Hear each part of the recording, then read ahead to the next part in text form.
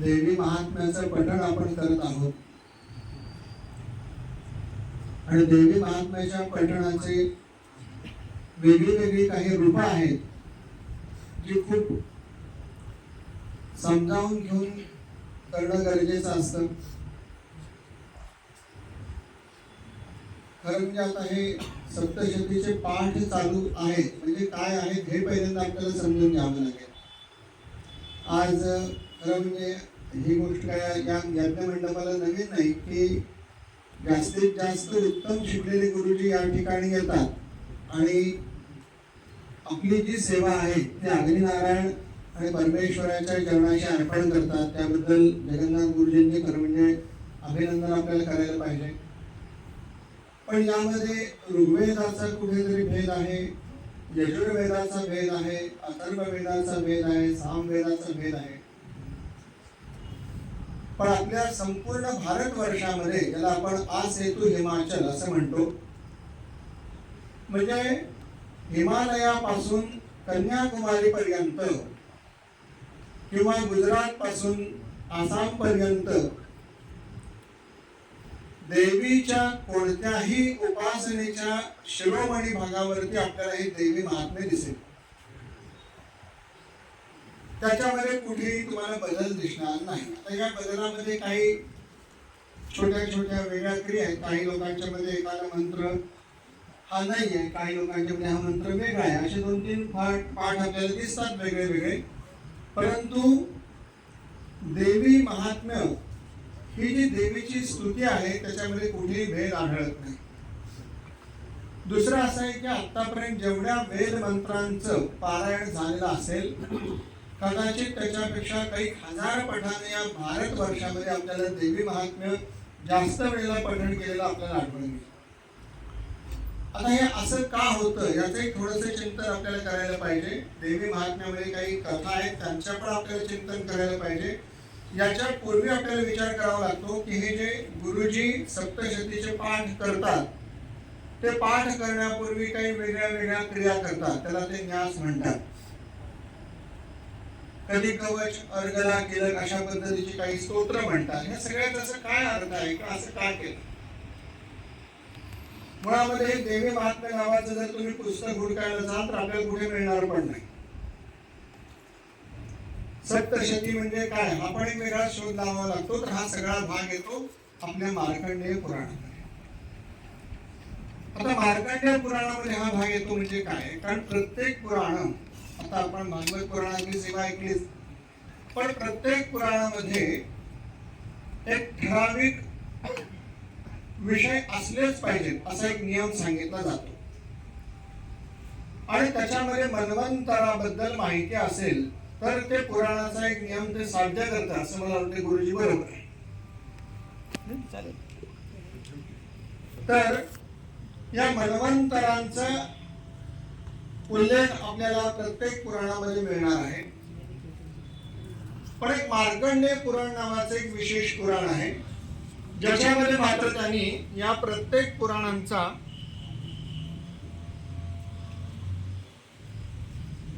संदर्भ घेत फक्त आणि फक्त मन्वंतराचे जे मनू असतात त्या मनूंची उत्पत्ती आणि त्यांचं कार्य याच्यावरती जास्त प्रकाश टाकला. आणि ज्योतिष वर्गामध्ये शिकवताना थोडंसं कौतुकानं सांगतो की कधी काळी आपल्याला रेवती नक्षत्र दिसत होतं, त्यानंतर काही हजार वर्ष ते नक्षत्र दिसायचं बंद झालं आणि पुन्हा मग काही हजार वर्षांनी ते नक्षत्र दिसायला सुरुवात झालं. कारण म्हणजे ही खगोलीय घटना आहे, सर्वसामान्यांच्या डोळ्याला कळणारी नाही. काही हजारो वर्षानंतर तिचा बोध आपल्या या शास्त्राला होतो. पण अशी घटना आपल्याला या मार्कंडेय पुराणामध्ये स्पष्ट लिहिलेली आढळते. मग कुठले एक ऋषी होते, त्यांचा मुलगा थोडासा विकृत जन्माला आला आणि तो जन्माला आला होता रेवती नक्षत्रावर. मग रेवती नक्षत्रावर जन्माला आला म्हणून रेवती नक्षत्राचा दोष लागला की काय असं म्हणून त्या ऋषीने त्या नक्षत्राला शाप दिला की उद्यापासून नभमंडलामध्ये हे नक्षत्र दिसणार नाही आणि ते दिसायचं बंद. ऐकायला आपल्याला मूर्खपणा वाटेल. असं कधी होतं का की ऋषीने कोणाला सांगितलं नक्षत्र बंद व्हायचं बंद झालं.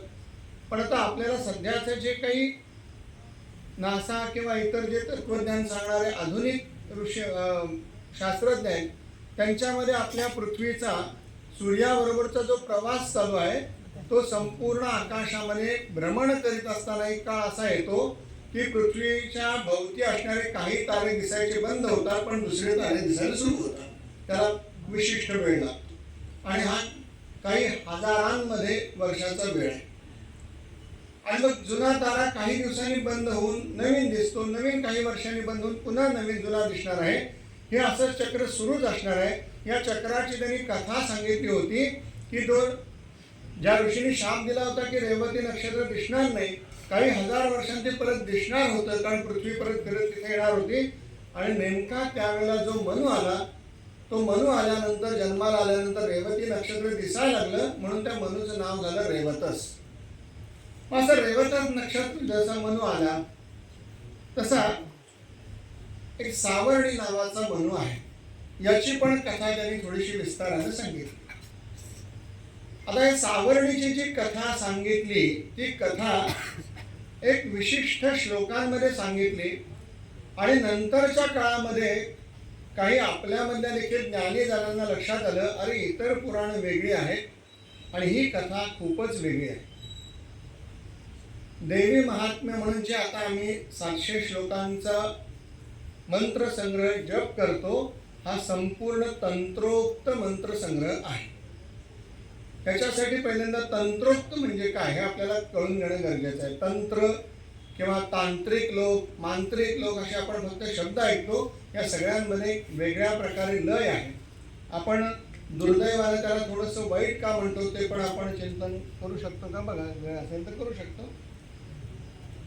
मग देवी महात्म्याचा विचार करत असताना सगळ्यात पहिल्यांदा दुर्गा म्हणजे काय लक्षात ठेवायला लागेल. मी म्हटलं तसं या सावर्णी मनूची कथा सांगताना या कथेशी संदर्भात आलेले सगळ्या मंत्रांचे जेव्हा पुराणां स्वरूपानं पठण करत होते तेव्हा लक्षात आलं याच्यातून वेगळेच काहीतरी नाद निर्माण होत आहे.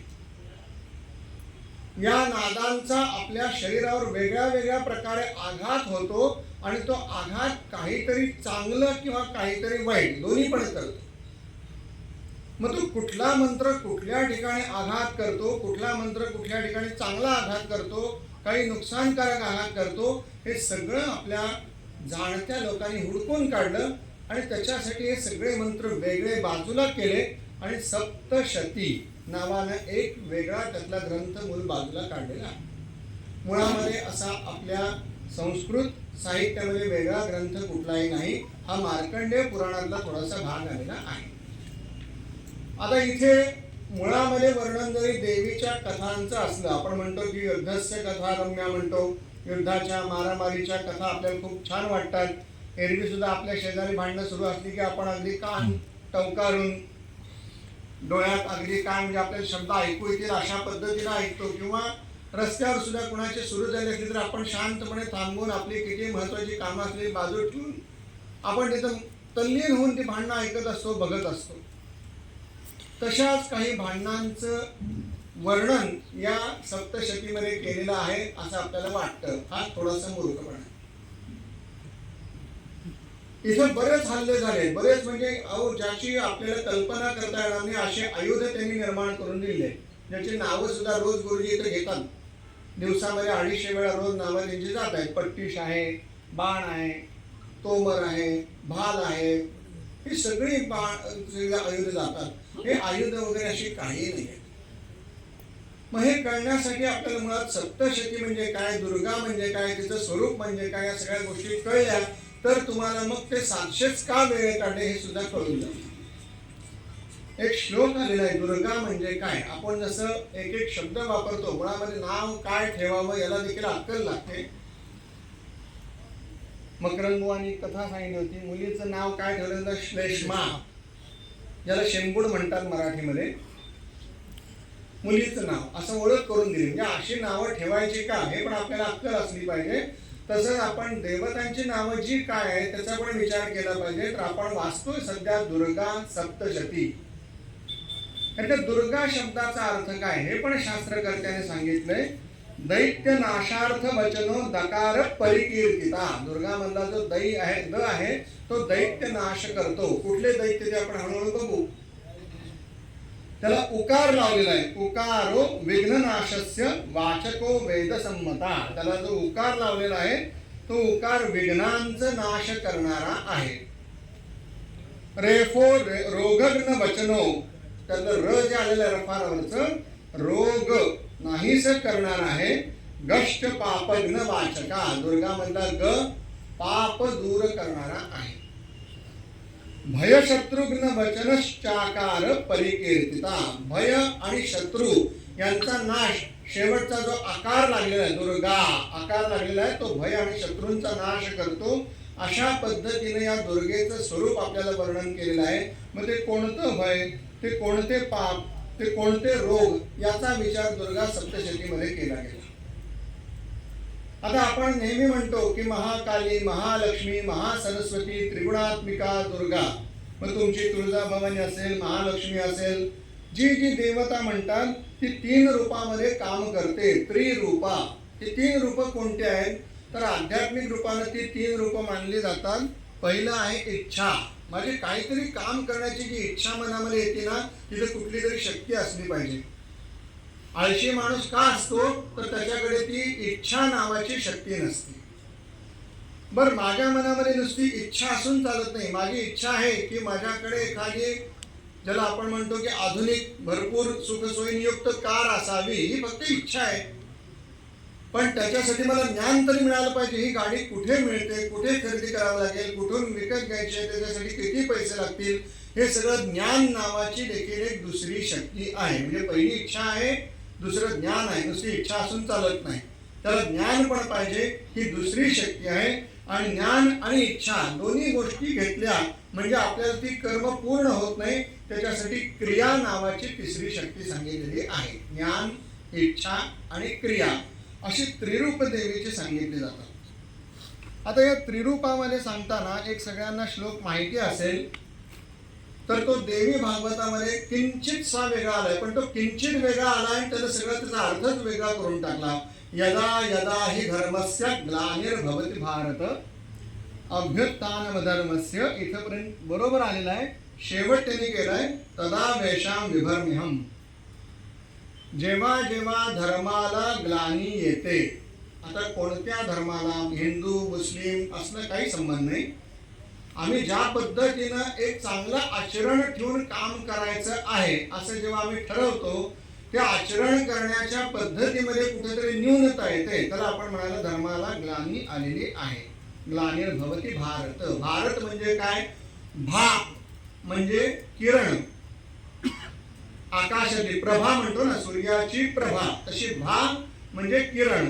रत म्हणजे तिकडं जाणारा, कार्यरत कार्य करणारा. भारत. मी पुढे प्रभेच्या कडे चाललेलो आहे, उजेडाच्या कडे चाललेलो आहे, धर्माच्या प्रकाशाकडे चाललेलो आहे. या मार्गामध्ये जेव्हा मला ग्लानी येते, यदा यदा ही धर्मस्य ग्लानिर्भवति भारत. भारत म्हणजे अर्जुन कोण नाही, आम्ही त्या ठिकाणी जाणारे लोक आहोत. आणि आम्हाला जेव्हा ग्लानी येते तेव्हा अभ्युत्थानमधर्मस्य, अशी ग्लानी काढून टाकण्यासाठी, या धर्माच्या मार्गावरती येणारी ग्लानी काढून टाकण्यासाठी ही देवी वेगळ्या वेगळ्या रूपानं पुन्हा पुन्हा अवतीर्ण होत आहे. जसं भगवान येतो तसं. आणि याच्यामध्ये एक शाक्त मत नावाचं आहे. मला वाटतं गेल्या वर्षी आपण कदाचित काकांना आठवत असेल की शंकराचार्यांचं आपण एक वर्णन केलं होतं. तर शंकराचार्यांनी शाक्त मत दूर केलं, गाणपत्य मत दूर केलं, वेगळी वेगळी मतं दूर केली. पण हे शाक्त मत म्हणजे काय होतं, तर त्यांचं मत आहे की देवी एकमेव अद्वितीय आहे, अद्वैत आहे, दुसरी काही शक्ती नाही.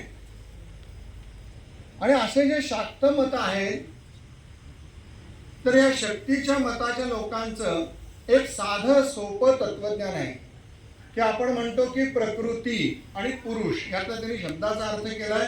हा पुरुष म्हणजे विराट पुरुष, भगवान श्रीकृष्ण असतील, परमात्मा असेल, जे कोण असेल, त्याला सृष्टीची निर्मिती करायची होती. कितीतरी वेळ प्रयत्न केला पण ती सृष्टीची निर्मिती काही होईना. मग अशा वेळी त्यांनी काय केलं, तर देवीची आराधना केली. त्या पुरुष नावाचे जो कोणी ती पदार्थ होता, त्यानं देवीची आराधना केली आणि या देवीच्या आराधनेनं आकाशामध्ये एक बिंदू तयार झाला. त्या बिंदूमध्ये त्या पुरुषानं स्वतःला विलीन करून घेतलं आणि त्याच्यानंतर एक नाद निर्माण झाला, ज्याला आपण नाद बिंदू म्हणतो. आणि हा नाद बिंदू हीच आपल्या विश्वाची निर्मिती आहे. आता ही विश्वाची निर्मिती आपल्याला सप्तशतीमध्ये आलेली आहे. त्यांनी कुठं वर्णन केलेच नाही, आम्ही कुठं ऐकली पण नाही, विचार पण केला नाही. पण मी श्लोक सांगतो, तिथे गेला की त्यांनी बरोबर कळतं. हे कथा इथून कुठं आली आम्हाला कळतच नव्हतं. म्हणून मग ती विश्वाची निर्मिती कुठं आली आहे खूप सुंदर त्यांनी अगदी 2-5 वाक्यामध्ये संपवून टाकलं. पण आम्ही मूर्खपणे विचार करत बसलो, ते कानातनं एवढा मळ येतो का हो, त्या मळाचा राक्षस होतो का हो, आणि झाला तर झाला तो विष्णूला आटोपत नाही. हा काय मूर्खपणा आहे? हा मूर्खपणा नसून हे सप्तशतीचं अतिशय सुंदर रूप आहे, जे आपल्या मनातली कुठलीही शक्ती दुसऱ्याला कळूच देत नाही, जोपर्यंत नादबिंदूपर्यंत तुम्ही जात नाही. मग आता या नादबिंदूची काही आपल्याला रूपं सांगितली. कथा 2 दिवस झाले ना सांगा. तर या कथेच्या रूपामधून त्याने अशी काही वर्णन करून सांगितली, अशी काही आपल्याला चमत्कारिक माहिती दिली, 2 रूपानं सांगितली. आता ती दुसरी 2 रूपं कोण आहेत ते पण बघू. कदाचित बरेच गुरुजी आपल्याकडे आहेत, त्यांना पण काही जारण मारणाची माहिती देऊन टाकतो, यजमानांसाठी काहीतरी उपयोगाला येईल, ते पण आपण उपयोग करू कुठेतरी. पण हे जे शाक्त मताचे लोक आहेत, हे 2 पद्धतीनं देवीची उपासना करतात. पहिली म्हणतात अंतर्याग आणि दुसरी म्हणतात बहिर्याग. बहिर्याग म्हणजे दुसऱ्याला दिसणारा याग, जो आता आम्ही करतोय. गुरुजी 1000 पाठ करणार आहेत. 1000 पाठ केल्यानंतर दुसरा याग असतो, त्या पाठाचं हवन, ज्याला जेवढे पाठ केले त्याच्या दशांश हवन. तिसरं करतो आम्ही त्याचं मार्ग तर्पण. मग जर आम्ही 1000 पाठ केलेले आहेत तर त्याच्यासाठी आम्ही 100 पाठाचं हवन केलं, 10 पाठाचं आम्ही त्याच्यासाठी तर्पण केलं, 1 पाठाचं मार्जन केलं आणि तद्दशांश म्हणजे 700 श्लोकांच्या 1 म्हणजे 70 ब्राह्मणांचं भोजन. अशा प्रकारे हा जो केला जातो तो अंतर्याग, बाहेरयाग चाललाय, बाहेरच्या बाजूने करण्यासारखा. पण देवीनं सांगितलं अंतर्याग करा, आतल्या बाजूला हा 5 पद्धतीने याग करायचा आहे. पहिला याग सांगितलाय पटल. पटल म्हणजे काय? माझ्या शरीरामध्ये 7 चक्र आहेत, ती ओळखून काढा. दुसरा याग सांगितलाय पद्धती. पद्धती म्हणजे काय? ती 7 चक्र कशी जागी करायची याच्यावरती पहिल्यांदा विचार करा. तिसरा याग सांगितलाय वर्ग. त्या वर्गाचा शुद्ध अर्थ होतो कवच. माता देवी कवच म्हणतात, आपण रामरक्षा म्हणतो.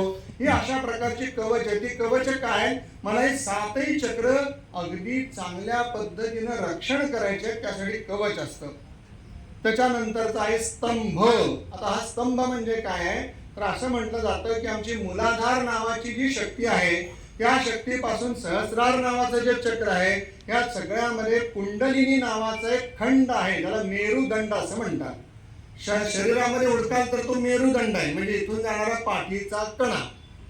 अध्यात्मात विचार कराल तर ती कुंडलिनी आहे. आणि खालच्या मूलाधार चक्रापासून वरच्या सहस्राधार चक्रापर्यंत जाण्यासाठी, तिला जागृत करण्यासाठी जी क्रिया सांगितली त्याला स्तंभ म्हणलेला आहे. आणि ती जागृत करणं हे पहिल्यांदा सप्तशतीचं कर्तव्य आहे. आणि शेवटचं सांगितलं आहे हे जागृत झाल्यानंतर सहस्त्रनाम.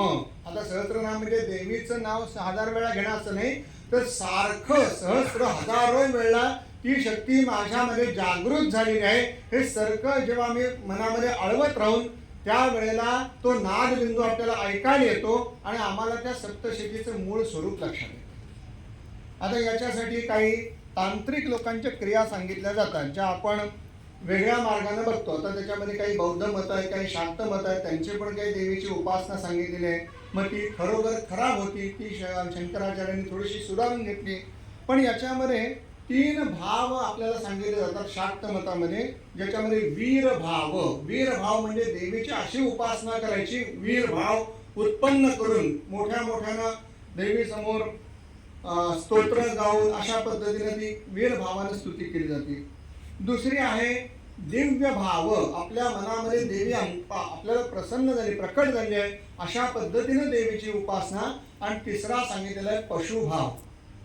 पशुभाव हा देखील मला काहीच येत नाही. देवीची स्तुती 2 प्रकारे असते. बऱ्याच वेळेला तुम्हाला आता स्तुती कळेल, आम्ही म्हणतो ना वैद्यो वैद्यो महायोगी, त्याला सांगितलंय तू कोण आहेस, तू हा आहेस, तू तो आहेस, तू हे करतो, तू ते करतो. देवीला पण सांगतो की त्वम स्वाहा त्वम सदा त्वमेव शक्ता स्वरात्मिका, म्हणजे देवी तूच आहेस, तूच हे करतीस, तूच ते करतीस. हे कोणी करायचं? ज्ञानी माणसानी, त्याला माहितीये की देवी अशी आहे. मूर्खाने काय करायचंय? मूर्खाची पण स्तुती देवी ऐकते, तेव्हा काय सांगायचंय? मला काहीच कळत नाही, मला ज्ञान नाही, माझ्याकडे अजिबात कुठल्याही प्रकारे तुझी स्तुती करण्यासाठी शब्द नाही, माझ्या बुद्धीला जडत्व आलेलं आहे. अशी स्तुती करून सुद्धा देवीने म्हणाल तरी सुद्धा मी तुला शरण आलोय, कृपा कर. तर तो पशुभाव झाला, मला काही येत नसताना सुद्धा मी नतमस्तक होतो. तर त्यासाठी सुद्धा पशुभावाने सुद्धा देवीची उपासना करता येते. दिव्य भावाने उपासना करण्यासाठी मग देवीच्या दिव्य रूपाची आपल्याला माहिती असणं गरजेचं असतं. आता आपण सध्या दिव्य भावानं 1000 पाठ करतो आहोत, त्याची काय पद्धती आहे त्याचा आपण थोडासा आता विचार करू. खरं म्हणजे 7 प्रकारचे आचार सांगितले. वेदाचार सांगितलेला आहे, वैष्णवाचार, दक्षिणाचार, वामाचार, सिद्धांताचार, शैवाचार, कौलाचार आणि समयाचार नावाचा 8वा एक उपआचार येतो. यातल्या एका आचाराने उपाय करताना कौलाचार नावाचा जो काही आचार आहे तो थोडासा देवी उपासनेकडे जास्त झुकतो. आणि त्यांनी पंचमकार म्हणजे 5 म या शब्दानं सुरुवात होणाऱ्या उच्चाराच्या वस्तूंनी देवीची उपासना करा म्हणून सांगितले. मुळात देवी म्हणजे कुठली? आपल्या मूलाधार केंद्रापासून निर्माण होऊन सहस्रारमध्ये जाणारी कुंडलिनी शक्ती. कारण पुरुष एकटा काही करू शकत नाही, त्या शक्तीमध्ये त्याला समाविष्ट करून घ्यावं लागेल. मग ती शक्ती जी आहे तिच्यासाठी कौलाचार पद्धतीमध्ये येते. मग या कौलाचार पद्धतीमध्ये यंत्रमार्गाने कुंडलिनी जागृती असं सांगितलं आणि त्याला पंचमकार सांगितले. आता हे पंचमकार कुठं सांगितले? कुंडलिनीसाठी सांगितले, जिभेसाठी नाही. त्यामुळे त्याची वेगळी शब्द आहे. त्यांनी पहिलं शब्द सांगितलेला आहे मध्य. आता कुठला मध्य? तर त्याच्यासाठी माझ्या या मेरुदंडातून जो एक रस निर्माण झालेला असतो, तो रस जोपर्यंत शुष्क करता येत नाही तोपर्यंत ती कुंडलिनी शक्ती जागृत होत नाही, म्हणून त्यांनी मध्य शब्द वापरला. दुसरा शब्द वापरलेला आहे मांस. आता ही ब्रह्मरंध्रातली सुधा, म्हणजे हे जे आमचं ब्रह्मरंध्र आहे त्याच्यातली सुधा म्हणजे ते मध्य आहे. मांस म्हणजे कुठलं सांगितलंय? तर या कुंडलिनीमध्ये जाताना म्हणजे मूलाधार पासून सहस्राधार पर्यंत जाताना पाप पुण्य स्वरूपाचं मांस आहे ते खंडन करणं गरजेचं आहे. आणि ज्ञानशास्त्रोक्त नैवेद्य म्हणजे ज्ञानाचा नैवेद्य तिला अर्पण करावा असं सांगितलंय. मत्स्य, आता मत्स्य म्हणजे मासे वाटेल, मासा नाही सांगितलेला. मत्स्य म्हणजे देवीच्या एक स्वरूपाने केलेला अंतरित विचरण. म्हणजे आता इथे जेव्हा समजा पाण्यामध्ये आपण मासा बघतो, इकडून तिकडे कसाही जातो, तर मग या मूलाधार चक्रापासून सहस्रारपर्यंत माझ्या कुंडलीमध्ये तो अंतर्नाद मत्स्यासारखा राहिला पाहिजे. त्याच्यासाठी मत्स्य वापरला. मुद्रा, मुद्रा म्हणजे त्या माझ्या असलेली देवीची शक्ती एका ठिकाणी जागृत राहिली. तुम्हाला गुरुजी माहिती असेल, योनी मुद्रा आपण दाखवतो ती सर्वात महत्वाची मुद्रा सांगितलेली आहे. गायत्रीची उपासना करताना 24 मुद्रा सांगितल्या, सिंहाक्रांत, महाक्रांतम या सगळ्या सांगितलेल्या आहेत. त्या सगळ्या मुद्रातून ती शक्ती आपल्याकडे ठेवून घ्यायची आहे. आणि मैथुन नावाचा शेवटचा शब्द वापरलेला आहे. लोकांना विषय सुखामध्ये शब्द वापरतो, तो विषय सुखाचा शब्द नाही आहे. मैथुन म्हणजे एकत्र येणं. काय एकत्र येणं? मूलाधार ते सहस्राधार ही सगळी चक्र एकत्र येणं. याच्यासाठी मध्य, मांस, मत्स्य, मुद्रा आणि मैथुन असे 5 मकार सांगितले. मूर्ख लोकांनी, तांत्रिक अर्धवट लोकांनी मध्य म्हणजे दारू पिणे, मांस म्हणजे मांसाहार करणे, मत्स्य म्हणजे मत्स्याहार करणे, मुद्रा म्हणजे कसंही विविध आकार करून फिरणे आणि मैथुन म्हणजे मूर्खपणाचे आचरण करत फिरणे. हे वामाचारी लोक झाले.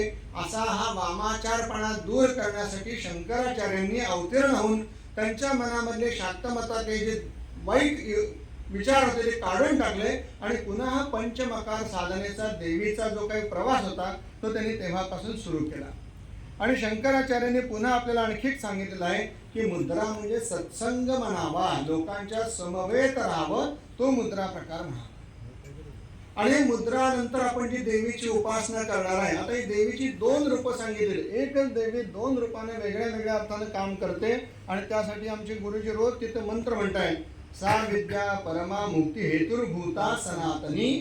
शेवट मस्त आहे.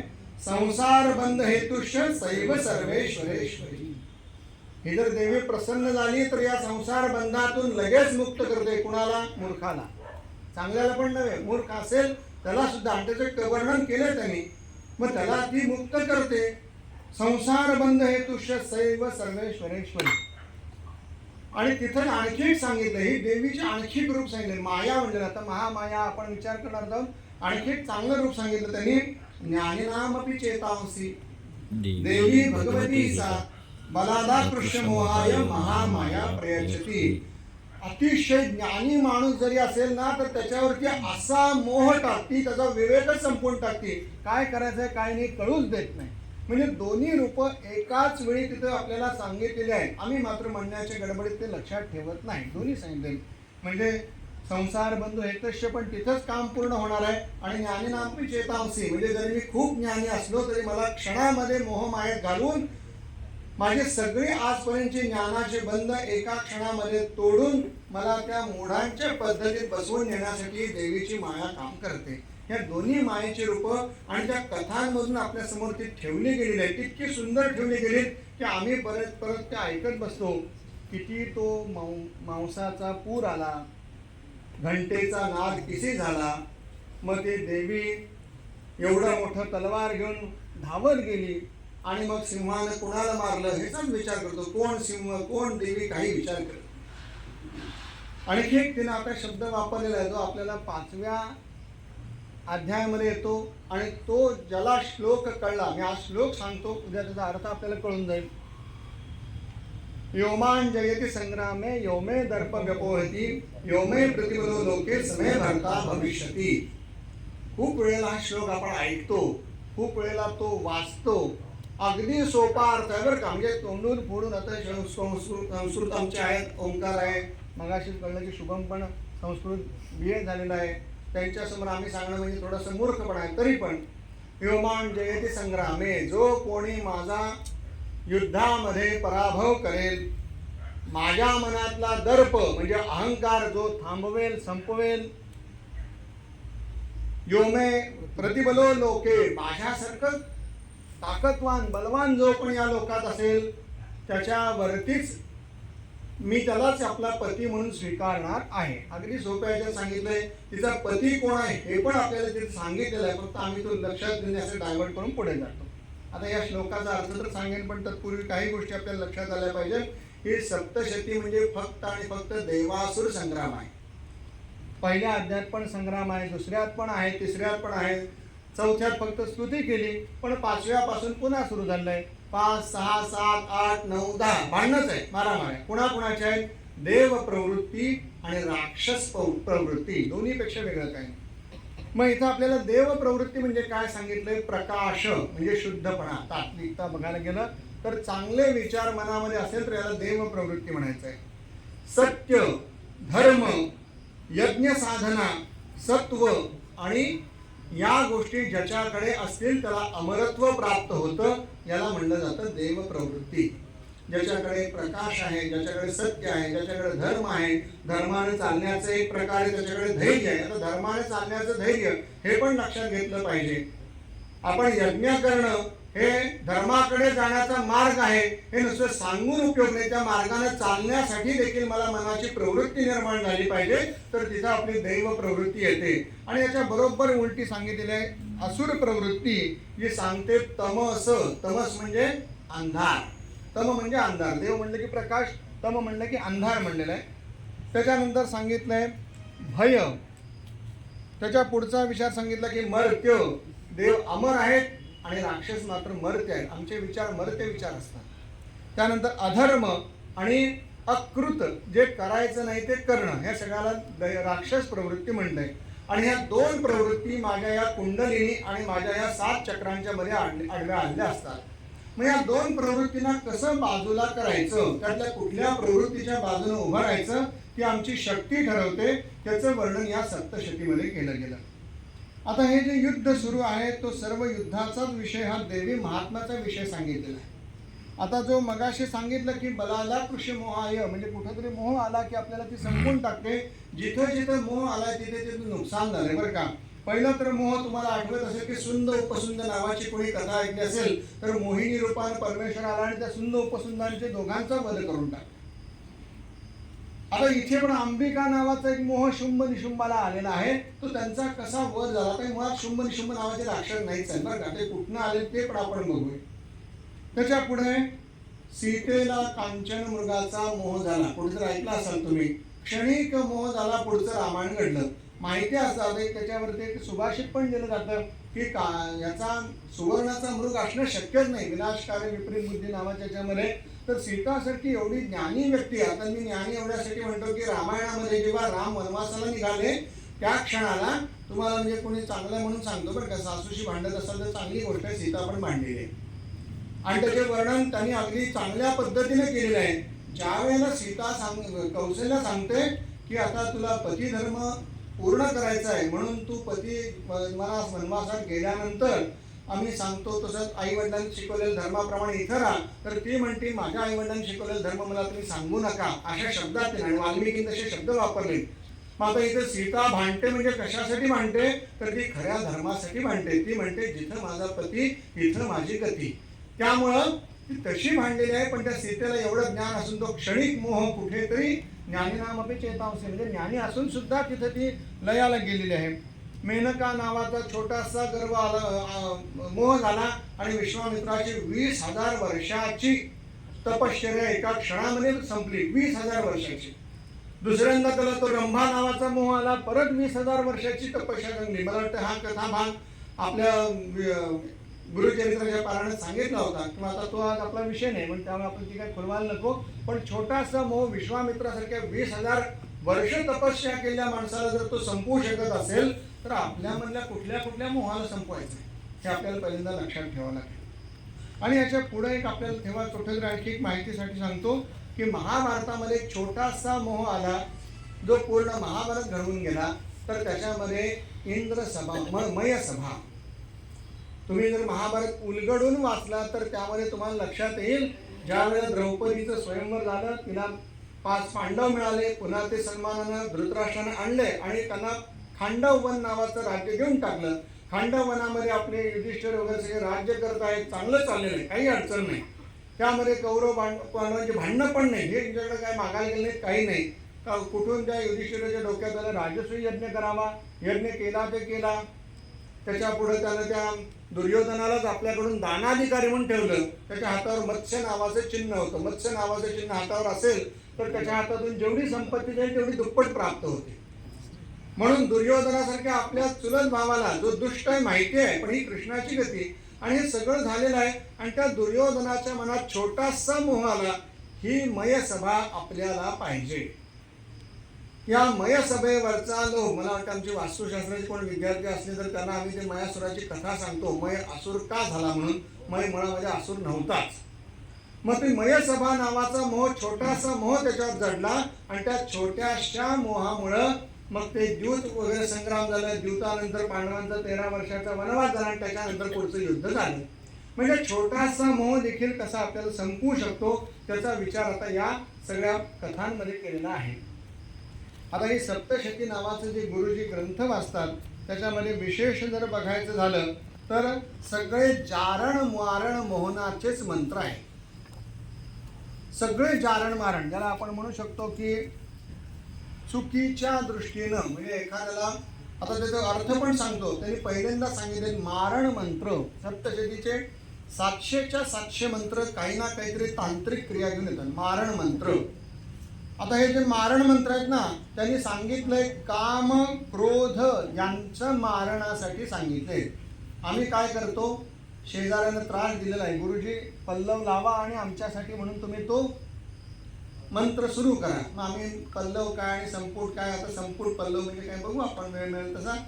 पण हे मारण मंत्र अंतर्गत सांगितले की काम क्रोध जर मारले तर ही शक्ती आणि कुंडली एकत्र होणार आहे. दुसरं सांगितलंय मोहन. मोहन म्हणजे आकृष्ट करून घ्यायचं. त्याच्यात सांगितलंय या कुंडलिनी शक्तींची जेव्हा आम्ही उपासना करतो तेव्हा आमच्या उपास्य देवतेची, इष्ट देवतेची आमच्याकडे यावी अशी आपण आकर्षण पद्धती वापरावी, ती मोहन करावी. इष्ट देवतेसाठी आम्ही मोहन घालतो. ती मुलगी मला जरा सही करत नाही, जरी गुरुजी पल्लव लावून कुठला मिळेल का, आणि आहेत बरं का असे, मी उडकून देतो तुम्हाला, कोणाला पाहिजे हे करून ठेवा, फक्त याच्यासाठी वापरावे, कोणी पण वापरणार तर. पण तसे पण मंत्र दिलेले आहेत. ते मोहन कुठं सांगितलेलं आहे? इष्ट देवतेसाठी. वशीकरण नावाचे मंत्र दिलेले आहेत आणि त्याच्यामध्ये वशीकरणाचा त्यांनी अर्थ सांगितलेला आहे स्तंभन. ते अंतर्गत चाललेले जे काय आमचे विकार आहेत ना, ते वश व्हायला पाहिजेत. आजकाल गुरुजीने आपल्याला शास्त्रसेवा सांगताना मन नावाचा विषय सांगितला, जो आपल्याला ताब्यात ठेवायचा आहे. त्याला ताब्यात ठेवण्याचे मंत्र म्हणजे वशीकरणाचे मंत्र. स्तंभन म्हणजे इंद्रियांचं थांबवणं. माझ्या मनामध्ये जे विचार चाललेले आहेत त्या विचारामुळे ती कुंडलिनी जागृत होऊ शकत नाही. स्तंभन म्हणजे एका जागी थांबवून ठेवणं. तुम्ही रामायण वाचलं तर मारुतीरायाने स्तंभनाचे प्रयोग केले तुम्हाला दिसतील. तर स्तंभन म्हणलेलं आहे. आणि शेवटचं म्हणलेलं आहे उच्चाटन. उच्चाटन म्हणजे काढून टाकणं. आमच्या चुलत्याने बांध वाढवून वाढवून आमच्या घरापर्यंत आणून पोहोचवलेला आहे, तर त्यांचं उच्चाटन व्हावं यासाठी गुरुजी काहीतरी मंत्र म्हणा असं येतात लोक आपल्याकडे बरं का. तर तसलं उच्चाटन म्हणजे त्याला कायमचं काढून टाकणं अशासाठी मंत्र नाही सांगितलेला. तर मोक्ष प्राप्तीसाठी आपल्याला या शरीराचं योग्य पद्धतीनं जे आमच्या मनामध्ये मल सांगितलेले त्याचं उच्चाटन करण्यासाठी देवीचं महात्म्य सांगितलेलं आहे. आता याच्यामध्ये काही शापोद्धार मंत्र दिलेले आहेत. आता याच्यामध्ये थोडंसं आज लवकर संपवतो, एक थोडंसं भाग छोटासा सांगून आणि उद्या आपल्याला कथा भाग पण सांगून टाकेल. तर गुरुजी जर सकाळी तुम्ही येऊन बघितला तर काही शापोद्धार मंत्र म्हणतात. तर ते शापोद्धार का सांगितले, तर याच्यामधले सगळे जे मंत्र आहेत दुर्गा सप्तशतीमधले सगळे मंत्र भारीत आहेत. मंत्र भारीत म्हणजे नुसता मंत्र जप केला तरी त्याचा प्रभाव पडतो. मग असं जर झालं तर कुणी घेतलं आणि पुस्तक वाचायला सुरू केलं आणि काहीतरी झालं तर काय करा. मग असं म्हणून त्या दुर्गा सप्तशतीला वेगळे वेगळे शाप दिलेले आहेत. पुस्तकाला शाप दिलेले नाही आहेत, हे मंत्र जपण्यासाठी शाप दिलेले आहेत. हे शाप उद्धार जर मी काढले तरच मग त्याचा अर्थ होणार आहे. दुसरं सांगितलेलं आहे उत्कीलन मंत्र. जर सकाळी कोणी जर शांतपणे तिथं ऐकायला आला तर गुरुजी शापोद्धार मंत्र सुरुवातीला म्हणतात आणि मग उत्कीलन म्हणतात. उत्कीलन झाल्यानंतर परत एकदा म्हणतात. ऐकताना गुरुजी म्हणजे लक्षात आहे ना, पहिल्यांदा आपण म्हणतो 7 वेळेला शापोद्धार, मग 21 वेळा उत्कीलन, परत सगळ्यानंतर काय म्हणतो उत्कीलन. कुणाकडे पैसे भरपूर असते तर त्यांच्या लक्षात येईल, बँकेमध्ये लॉकर असतो, लॉकरला बँकवाला येतो, एकदा आपली चावी लावून ठेवतो, मग आपली चावी आपण लावायला लागते, तो त्याची चावी घेऊन जातो आणि नंतर आपलीच चावी लावायला लागते. हा शापोद्धार मंत्र कुठला आहे? पहिल्यांदा लावायचा बँकेचा. उत्कीलन मंत्र कुठला आहे? आपला आपला, आणि आपला आपला परत घेऊन जायचा जाताना. शापोद्धार परत नाही. ही बँकवाल्यांनी कल्पना दुर्गा सप्तशतीमधनं घेतली, हे लक्षात ठेवा. म्हणजे त्यांच्याशिवाय कळलं नसतं ना असं काहीतरी करता येतं. म्हणून उत्कीलन एकदा, उत्कीलन दोनदा का आणि शापोद्धार एकदा का, हे पण लक्षात ठेवत आहे. पहिल्यांदा जे मी वाचायला चाललेलं आहे या मंत्रावरचा शाप दूर व्हावा, मग माझ्यासाठी वाचतोय म्हणून त्याची किल्ली लावावी. माझं वाचन झालं आता परत किल्ली लावून ठेवावी, म्हणजे माझी पोथी कोणी काढून वाचत बसलं तर त्याला काहीही त्याचा मंत्राचा कळणार नाही, पेपरमधले अक्षर वाचल्यासारखी होऊन जाईल. म्हणून शापोद्धार उत्कीलन हा भाग केला जातो. आता त्याच्यानंतर आपण इथे नाही वाचत, पण कुणाला जर आणखी जर त्याच्यासाठी उपासना म्हणून स्वतःची सप्तशतीची करायची असेल तर मारीच कल्पामध्ये वेगळे शापोच्चन विमोचन सांगितलेले आहेत. त्याच्याबरोबर रुद्रयामन नावाचा एक तांत्रिक ग्रंथ आहे, त्याच्यामध्ये या सगळ्या तंत्रक्रिया सांगितल्या आहेत. त्याच्यामध्ये चंडिका शाप विमोचन म्हणजे देवीनं सुद्धा मंत्राला शाप दिले आहेत. ह्या शाप विमोचन केल्याशिवाय त्या मंत्राचा काही अर्थ चालू होणार नाही. त्याचबरोबर ब्रह्मा, वसिष्ठ आणि विश्वामित्र तिघांचे वेगळे वेगळे शाप विमोचन मंत्र आहेत. ब्रह्मा का, तर ब्रह्मापासून सृष्टी निर्माण झाली. वसिष्ठ आणि विश्वामित्र का, तर आपल्याकडे 2 वादभेद येतात. जर महाभारत आणि आपण जर बाकीची शास्त्र वाचली तर वसिष्ठ मत नावाचा एक प्रकार आहे आणि विश्वामित्र मत प्रकार आहे. गुरुजी तुम्ही संहिता वाचली त्यामध्ये सुदासाची कथा येते, तिथे तो वाद मंत्र येतात. म्हणजे काय आहे, वसिष्ठाने या पद्धतीने सृष्टी असावी असं म्हटलं, विश्वामित्राने दुसऱ्या पद्धतीनं मग दाशराज नावाचा यज्ञाचा भाग जिथं झाला तिथे ह्या दोन प्रवृत्ती एकत्र आल्या. विश्वामित्र आणि वसिष्ठ ते दोघे एकत्र आले. तेव्हापासून विश्वामित्राला वसिष्ठाने किंमत दिली असं काहीतरी म्हणलं जातं. आम्ही पुराणकार मग रंगवून रंगवून सांगतो, तो विश्वामित्र नालायक माणूस वसिष्ठाच्या पोरांना सुद्धा मारला, काही मारला बिरला काही नाही, फक्त त्याची पद्धती वेगळी होती, याची पद्धती वेगळी होती. एके ठिकाणी ती वेगळी वाद पद्धती एकत्र आली. तेव्हापासून वसिष्ठाने विश्वामित्राला देखील आपल्या बरोबरीचा महर्षी म्हणायला सुरुवात केली. म्हणजे शापोद्धारामध्ये त्या दोघांनी दिलेले शापोद्धार मंत्र वापरले जातात. आता याच्या बरोबर गुरुजी न्यास नावाचा प्रकार करतात. आता तो न्यास का करतात, थोडंसं वेळ खूप झाला म्हणून उद्या न्यास मी सांगेन का करतात, कशासाठी करतात, वेगळे वेगळे शब्द घेऊन म्हणतात. आता मी एक शब्द वापरेन, आता तो मी मूर्खपणा, आमचे गुरुजी म्हणतात तुमचे उच्चार खूप चुकतायत, मला कबूल आहे, पण माझे उच्चार चुकतात हे चांगलं पण आहे, पण सांगतो कारण बरोबर योग्य शब्द वापरला गेला तर त्याच मंत्राचा बीज मंत्राचा प्रभाव होऊन त्या क्षणाचा काहीतरी उपयोग सुरू झाला असतो. आता चुकीचं वाचरू नये, तिथं बरोबरच वाचलं पाहिजे, पण इथे बोलताना थोडं चुकीचंच बोलायला पाहिजे, नाहीतर मग काय होईल, इथे कुठेतरी कृत्या म्हणलं घेऊन कोणतं उभा राहायचं ते पण नको ना आपल्याला. मग अशासाठी गुरुजी काही क्लीन म्हणतात, काही श्रीम म्हणतात, काही भीम म्हणतात, काही चम म्हणतात, सकाळच्या आधी एकादश न्यासमध्ये करतात, डम म्हणतात, नम म्हणतात, काय चाललं असतं आपल्याला कळत नाही. जर मजा म्हणून तुम्ही फक्त पंचमुखी हनुमान कवच वाचा, खम खम खम काय चाललं, काय हरी मरकड मरकड काय म्हणतात, लोक हसतात. हसायचा विषय नाही आहे, त्या प्रत्येक शब्दावरून निर्माण होणारा नाद एक वेगळी ऊर्जा निर्माण करतो. ती ऊर्जा कुठं कुठं आहे ते आपल्याला त्या एकादश न्यासामध्ये सांगितलेलं आहे. मग तो न्यास विचार केला जातो आणि त्याच्यामध्ये षडांग सांगितले, 6 प्रकारचे अंग, ज्याला आपण असं म्हणतो. आता वेदाचे अंग वेगळे, इकडचे अंग वेगळे, मंत्र्यांचा प्रोटोकॉल असतो. मला वाटतं आता 2-2 अधिकारी आपल्या समोर असल्यामुळं त्यांना प्रोटोकॉल वगैरे गोष्टी माहीत आहेत. पुढे पायलट कार, मागं पायलट कार. तसं हे सप्तशतीचे 700 मंत्र जे येणार आहेत त्याच्यासाठी आधी 3 पायलट कार लागले आहेत, कवच, अर्गला, कीलक. हे 3 असल्याशिवाय ते मागचे येणारच नाही. तुम्ही पुस्तक वाचा, कथा वाचल्यासारखं काही लोक सुरू करतात, चंडिकायन महा मार्कंडेय पुराण, काय त्याला काही अर्थ नाही. मागची पुढचे पायलट आधी पाहिजे. बरं, मागचे पण 3 पायलट पाहिजेत. वैकृतिक रहस्य, मूर्ती रहस्य, प्राधानिक रहस्य, हे मागचे 3 पायलट वेगळे, पुढचे 3 वेगळे. हे असल्याशिवाय त्या मंत्राला काहीही अर्थ राहत नाही. आणि हे सगळं आपलं सध्या इथं म्हटलं जातं. बऱ्याच लोकांना असं वाटतं 13 अध्याय वाचले की सप्तशती झाली. वाचायला काही हरकत नाही, त्याच्यातनं काहीही फरक पडणार नाही. झाला तर वाईट फरक मात्र निश्चित होईल. मी आता बोललो तसं चुकीचा शब्द बोलल्यानंतर चुकीच्या अर्थाची कृती घडते. कारण देवी मगाशी सांगितल्या पद्धतीने इच्छा, ज्ञान आणि क्रिया. आता मी इच्छा व्यक्त केली सप्तशती वाचण्याची, ज्ञान व्यक्त केलं, गेलो पैसे घातले, 30 रुपये 40 रुपये 100 रुपये पोथी येते आणली आणि ज्ञान मिळालं. आणि मग क्रिया पण घडणार ना वाचल्यानंतर, मग चुकीची सुद्धा क्रिया घडू शकते. ती घडू नये याच्यासाठी पहिले शाप विमोचन, उत्कीर्ण मंत्र, त्याच्यानंतर मग मागचे पुढचे पायलट. बरेच लोक असे पण सप्तशती वाचताना दिसले, 13 अध्याय वाचायचे माझा पाठ झाला म्हणून सांगतात, भेटतील आपल्याला आजूबाजूला कोणीतरी, पण ते पायलट नसल्यामुळे त्या सप्तशतीला काहीही अर्थ असणार नाही. ही पण प्रक्रिया तिकडून आलेली लक्षात ठेवावी. आता याच्यानंतर काही बीज मंत्र सांगितलेले आहेत. आता बीज मंत्र म्हणजे काय आहे, तर इथे थोडंसं पेरायचं आणि त्याचं भरपूर येतं, त्याला आपण म्हणतो बीज मंत्र. आता हे बीज मंत्र सुद्धा गमतीदार असतात. तुम्हाला जर राम नाम सिद्ध करायचं असेल, श्रीराम जय राम जय जय राम 13 अक्षरी मंत्र.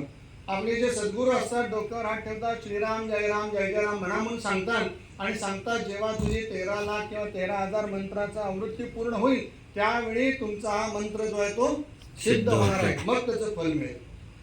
आम्ही कोणाकोणाला सांगतो मृत्युंजयाची उपासना करा, 24 पटीमध्ये करायची आहे. 24,000 सगळ्यात गौण पक्ष, गौण म्हणजे अगदी कमीत कमी 24,000, 24 लाख, 24 कोटी या पटीत जर तो जप केला तर तो मृत्युंजय मंत्र आमच्याकडे सिद्ध होणार आहे. आणि मग सिद्ध झाल्यानंतर मी एखाद्यासाठी एकदा जरी म्हटला तरी तो मनुष्य उठून बसेल. अर्थात ही सिद्धता योग्यता आमच्याकडे नाही. मंत्राला नाव आम्ही ठेवतो. गुरुजींनी 24 लाख मंत्र जप करायला सांगितलं, आमचे पाहुणे उठलेच नाही, बरं झालं बरं का. पण ते 24 लाख करण्यापूर्वी आम्ही 24 लाख करून घ्यावं लागतो, त्याचे आपल्याला बंधन असतात. हे साधे मंत्र झाले. ओम नमो भगवते वासुदेवाय म्हणायला सोपं आहे, 12,000 वेळा पहिल्यांदा कमीत कमी तो सिद्ध करून घ्यावा लागेल. असं का केलेलं आहे, हे जे मंत्र आहेत ना सोपे सोपे सोपे, असं कोणीही म्हणलं असतं तर त्याचे वाईट परिणाम पण झाले असते. हो, मला एखादी शक्ती मिळाली, मला एखादा जर समजा सिद्धी मिळाली, चांगलं कधीही मी करणार नाही, वाईट कसं होईल तेच मी बघणार आहे. मग अशासाठी ह्या क्रिया सांगितल्या. पण हे सप्तशतीमध्ये येणारे प्रत्येक मंत्र बीज मंत्रण एकदा म्हणला की 1000 पटांनी फलित. एकच जोंधळ्याचं बी घेतलं, व्यवस्थित पेरलं तर त्याला 1000 दाणे तुम्हाला 100% लागतील. असे सगळे बीज मंत्र आपल्याला या सप्तशतीमध्ये मिळतात. मग कधी गुरुजी क्लीम म्हणतात, कधी ऐन म्हणतात, कधी श्रीम म्हणतात. मग आपण कवच बघताना कधी चम म्हणतो, डम म्हणतो, यम म्हणतो, नम म्हणतो. ते कशासाठी विचार केले जातात ते पण आपण बघूया. फक्त मला वाटतं आता थोडंसं वेळ झालेला आहे, तर उद्या आपल्याला 2-3 दिवसात चालेल थोडं थोडं करू.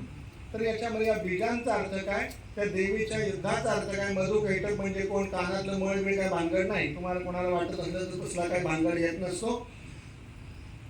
उद्या आपण सांगण्याचा त्याचा संपवण्याचा प्रयत्न करूच, ते काही अडचण नाही.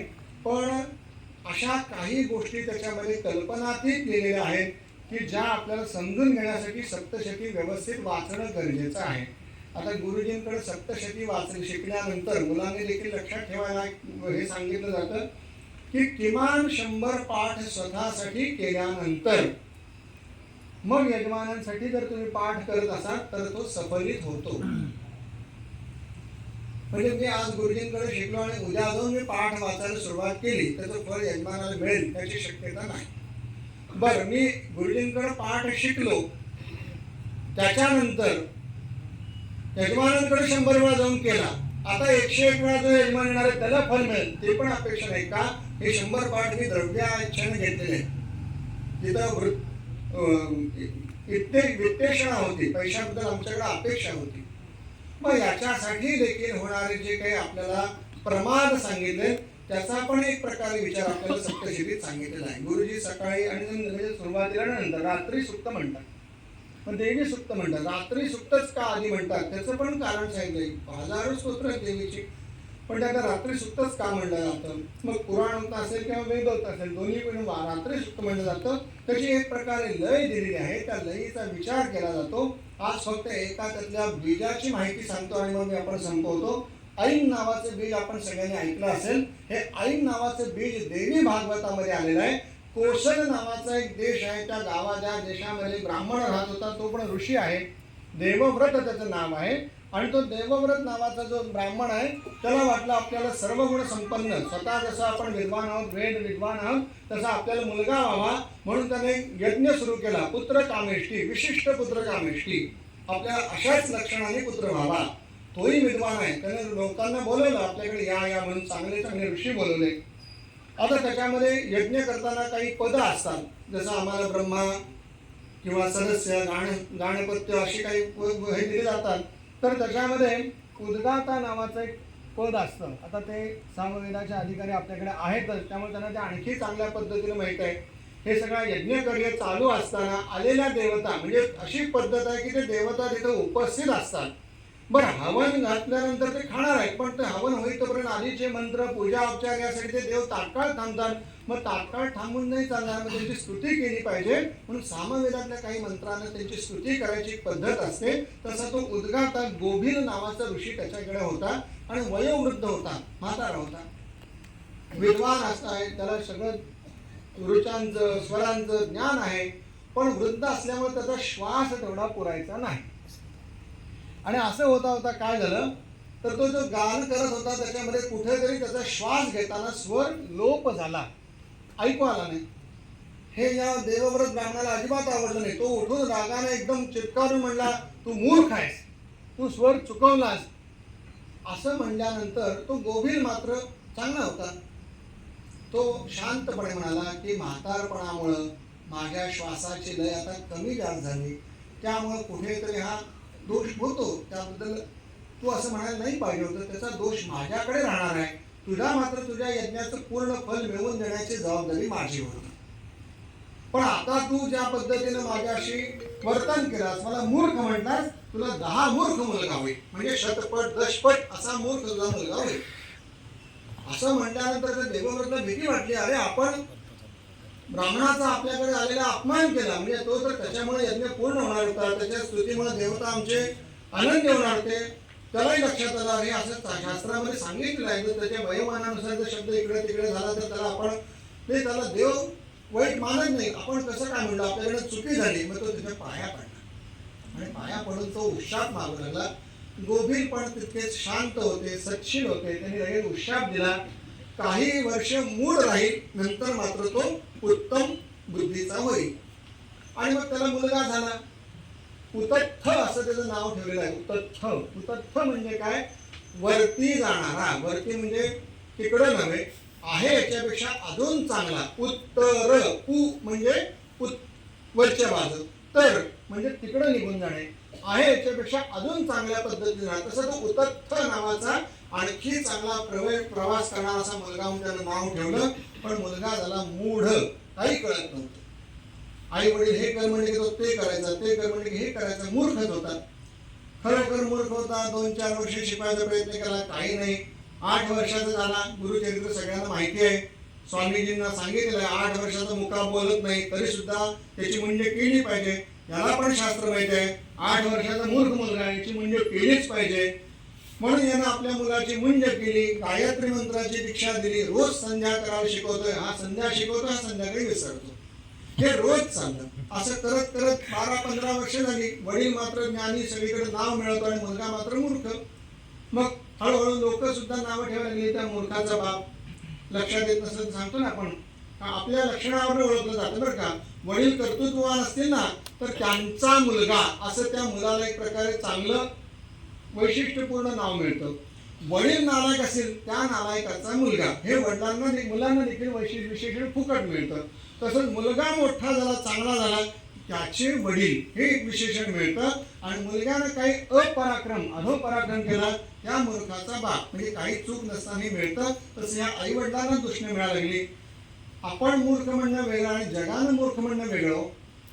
मग असं मूर्ख म्हणत असताना आई वडिलांच्या मनाला वेदना व्हायला लागल्या. 16 वर्षात झाल्यावर आई वडील म्हणले असा मूर्ख जन्माला येण्यापेक्षा मेला का नाही. शेवटी आपण एक रागानं असं म्हणत असतो, मेला का नाही म्हणाले. त्यानं ऐकलं, माझ्या मूर्खपणाचा सगळ्यांना त्रास होतो असं म्हणाला आणि जंगलामध्ये निघून जातो. पण त्यानं मात्र ठरवलं आपल्याला विद्या येत नाही ठीक आहे, पण आपण खोटं बोलायचं नाही. म्हणून जंगलामध्ये गेला. 16 वर्षाचा. एक छोटीशी झोपडी बांधला. गावामध्ये सकाळी यायचं, आपल्या कामापुरते काय वस्तू लागतील ते घ्यायच्या, जायचं, आपलं शांतपणे कंदमुळं खात राहायचं, पण खोटं बोलायचं नाही. हळूहळू तो लोकांना लक्षात आलेला, हा मुलगा खोटं बोलत नाही, म्हणून त्याचं नाव लोकांनी ठेवलं सत्यव्रत, खरं बोलणारा. एके दिवशी असा प्रसंग आला. एक शिकारी, ज्याला व्याध म्हणतात, जंगलामध्ये राहणारा आदिवासी आहे, असा तो एका रानडुकराच्या मागं, त्याला वरा म्हणतात आपण, त्या रानडुकराच्या मागं पळत असताना त्यानं बाण मारला. तो बाण त्या वराहाला स्पर्श करून गेला. तो जखमी झाला पण तो मेला नाही. आणि तो पळत पळत पळत आला आणि नेमका या उतत्थच्या म्हणजे सत्यव्रताच्या समोरून जाऊन झाडीमध्ये लपला. आणि तो शिकारी त्या रक्ताचा माग काढत काढत काढत त्या ठिकाणी आला आणि त्याला दिसला सत्यव्रत. त्याला माहिती आहे कधी खोटं बोलत नाही. आणि तेवढ्या वेळात काय झालं होतं, ते रानडुक्कर जे बाण लागल्यामुळे ओरडत गेलं ना, तर त्याचा ओरडण्याचा आवाज होता ऐम ऐम ऐम ऐम असं ओरडण केलं. हा ओरडण केल्याचा हा बसला होता, याला काही एरवी कामच नव्हतं. हाही तो आपण सुद्धा पक्षी वगैरे ओरडत असताना आपण विचार करतोय कसे ओरडले कसे ओरडले. हा मनामध्ये विचार केला ऐम ऐम ऐम, आणि तोंडाने पण हळूहळू म्हणायला लागला ऐम ऐम ऐम असं म्हणत असताना कधी ऐम हा उच्चार त्याच्या तोंडातनं गेला त्याला कळला पण नाही. पण ज्या क्षणाला योग्य आघाताचा ऐम उच्चार त्याच्या मनातून तोंडातून गेला त्या क्षणाला देवी त्याच्या बुद्धीमध्ये परावर्तित झाली होती. आणि तो शिकारी आला तिथे. तो म्हणतो सत्यव्रता, तू कधीच खोटं बोलत नाहीस, माझं कुटुंब तिथं उपाशी आहे, मी बाण मारलेला तो शिकार कुठे गेला तू सांगशील काय. याच्या लक्षात आलं, आता बुद्धी आलेली आहे, कारण तो ऐन एका क्षणामध्ये काम करून गेला होता. हा बीज मंत्राचा प्रभाव आहे बरं का. तर तो ऐन काम करून गेला होता. मग आता काय सांगतो, जर मी याला खरं सांगितलं तर ते डॉक्टर म्हणणार, बरं खोटं सांगितलं फारसं काही होणार नाही का, त्याच्या घरामध्ये आज खायला मिळालं म्हणून सगळेजण जगू मरत नाही, उद्या काहीतरी मिळेल त्याला. पण मी आज जर असं खरं बोललं तर मात्र ते डॉक्टर म्हणणार. पण मी खोटं पण नाही बोलायचं असं व्रत घेतलं. माझं खोटं कसं बोलणार हे पण त्याच्या डोक्यात बंद चालू झालं. पण त्या ऐन शब्दानं एवढी किमया केली. तो उद्धट काय म्हणाला, शिकारी म्हणतो सत्यव्रता, तो बाण लागले डुक्कर कुठे गेला रे? याला सांगितलं, ज्या डोळ्यांनी तो डुक्कर पाहिला त्या डोळ्यांना बोलताच येत नाही. ज्या जिभेला बोलता येतंय तिने डुक्कर पाहिलाच नाही. मग ज्यानं पाहिलं नाही त्यानं सांगावं कसं, आणि ज्यानं पाहिलं त्याला बोलता येत नाही त्यानं कसं सांगावं? मग दोन्ही गोष्टी मला करताच येत नाही असं तो म्हणाला. त्याला वाटलं मूर्ख आहे पहिल्यापासून, आता शतमूर्ख झाला, ह्याच्या नादाला कुठं लागतं म्हणून तो निघून गेला. आता तो निघून गेला. पण देवीने क्षणामध्ये परीक्षा घेतली होती, आपण दिलेल्या बुद्धीचा काय वापर करतो. त्याने क्षणामध्ये त्या बुद्धीने त्या डुकराचे प्राण नाही वाचवले. आपल्या अंतरात्म्यामध्ये त्या बीज मंत्राचा जो काही फलप्रभाव झालाय तो समोर उलगडून सांगितला. मग असं हे ऐन बीज गुरुजी तुम्हाला रोज वाचताना दिसतील. त्याच्यामधून आपल्याला अशीच जी देवीची कृपा आहे ती आपल्याला प्राप्त होण्याचा विचार केला जातो. आता असे अजून काही बीज आहेत. मग कुठलं महालक्ष्मीसाठी आहे, कुठलं महाकालीसाठी आहे, कुठले आपल्या एक एक शरीरावरती आहेत. त्याचा थोडासा उद्या अगदी थोडक्या भागात विचार करू. आणि मग देवीच्या कथांवरून काय सांगितलेलं आहे. मी मगाशी म्हणलं ते योमे दर्प होती, योमे नवरा कोण होणार आहे मी तुम्हाला सांगतो. अशी ती देवी म्हणली. तो नवरा कोण आहे तो पण आपल्या आतमध्ये आहे. तो कोण आहे ते तिनं सांगितलेलं आहे. आम्ही तिकडं बघितलंच नाही. आम्ही आपलं पाठ करत ही आपली दाबात सांगते. मी तुमच्याशी युद्ध करणार. दोनदा म्हणली बरं का, पहिल्यांदा पण म्हणले नंतर पण म्हणले. दोनदा तसं वाक्य आहे की मी अशीच प्रतिज्ञा केली अल्पबुद्धीनं, असं पण ती म्हणते. मग त्याचा अर्थ काय झाला, आणि त्या अर्थामध्येच आमच्या काही कथा येऊन जातात. त्या कथांचा भाग गुरुजींनी आपल्याला वेळ दिला तर आपण उद्या पण त्याचा थोडासा विचार करण्याची एक प्रकारे संगत लागते का याचा थोडासा आपण विचार करू. आज संधी दिली त्याबद्दल गुरुजी धन्यवाद. उद्या अशीच आईच्या चरणाशी आपल्याला सेवा करायला मिळावी. सर्वांना देवीची कृपा आशीर्वाद असावेत अशी मी परमेश्वरीकडे प्रार्थना करतो. हरी ओम. जगदंब उदयो अंबा माता की जय. माधव गुरुजी या इकडे पुढे.